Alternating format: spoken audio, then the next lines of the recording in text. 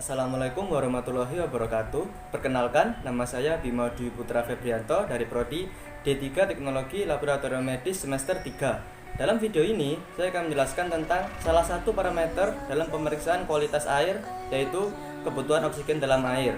Jadi simak videonya hingga akhir ya. Pemeriksaan oksigen dalam air adalah pemeriksaan untuk melihat oksigen yang terkandung dalam air. Oksigen dalam air sangat diperlukan untuk proses oksidasi secara biologis maupun secara kimiawi. Pemeriksaan oksigen dalam air dapat dibedakan menjadi 3, yaitu DO, BOD, dan COD.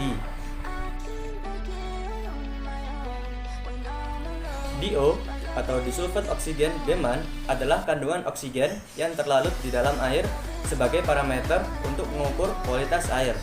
Lalu ada BOD atau Biological Oxygen Demand, adalah oksigen yang diperlukan oleh mikroorganisme untuk mengoksidasi senyawa-senyawa kimia. Kemudian ada COD atau Chemical Oxygen Demand, adalah kebutuhan oksigen dalam proses oksidasi secara kimia.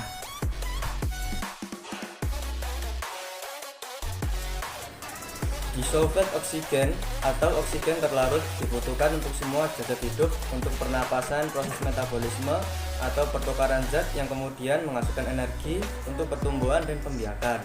Di samping itu, oksigen juga dibutuhkan untuk oksidasi bahan-bahan organik dan anorganik dalam proses aerobik. Sumber utama oksigen dalam suatu perairan berasal dari suatu proses difusi dari udara bebas dan hasil fotosintesis organisme yang hidup dalam perairan tersebut.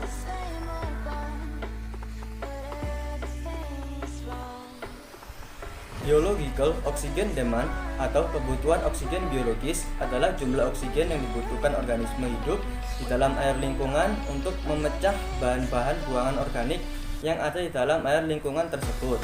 Penguraian bahan buangan organik melalui proses oksidasi oleh mikroorganisme di dalam air lingkungan adalah proses alamiah yang mudah terjadi apabila air mengandung oksigen yang cukup. Semakin tinggi nilai BOD menunjukkan semakin tingginya aktivitas organisme untuk menguraikan bahan organik, atau dapat dikatakan semakin besar kandungan bahan organik di suatu perairan tersebut. Oleh karena itu, tingginya kadar BOD dapat mengurangi jumlah oksigen terlarut suatu perairan. Apabila kandungan oksigen terlarut di dalam air lingkungan menurun, maka kemampuan bakteri aerobik untuk memecah bahan-bahan organik juga menurun. Apabila oksigen yang terlarut sudah habis, maka bakteri aerobik dapat mati. Dalam keadaan seperti ini, bakteri anaerobik akan mengambil alih tugas untuk memecah bahan buangan organik yang ada di dalam air lingkungan.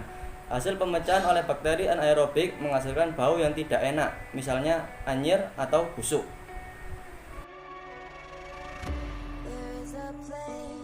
Chemical Oxygen Demand atau kebutuhan oksigen kimia adalah jumlah oksigen yang diperlukan agar bahan buangan yang ada di dalam air dapat teroksidasi melalui reaksi kimia. Uji COD biasanya menghasilkan nilai kebutuhan oksigen yang lebih tinggi dari BOD karena banyak bahan yang stabil terhadap reaksi biologi dapat teroksidasi.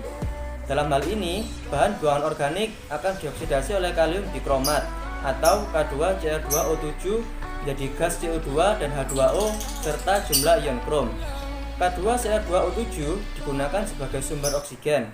Warna rautan air lingkungan yang mengandung bahan buangan organik sebelum reaksi oksidasi adalah kuning. Namun setelah reaksi oksidasi selesai, maka akan berubah menjadi hijau. Jumlah oksigen yang dibutuhkan untuk reaksi oksidasi terhadap barang buangan organik sama dengan jumlah kalium dikromat. Makin banyak kalium dikromat yang dipakai pada reaksi oksidasi, berarti makin banyak oksigen yang diperlukan. Ini berarti air lingkungan makin banyak tercemar oleh bahan buangan organik. Dengan demikian, maka seberapa jauh tingkat pencemaran air lingkungan dapat ditentukan.